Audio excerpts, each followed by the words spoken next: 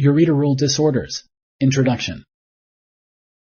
Urine passes from each kidney into the bladder through a long tube called a ureter. Select true or false. Correct. When your bladder is full, the nerves around your bladder tell your brain that you need to urinate. Ureteral obstruction limits the flow of urine from the kidneys to the bladder. Select true or false. Correct. Ureteral obstruction happens when organs in your body press against the ureter. This pressure limits the flow of urine.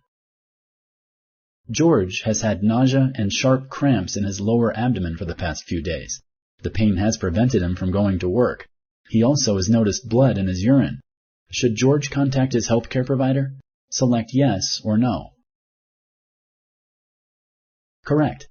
George's symptoms could be signs of a problem. He should contact his healthcare provider right away.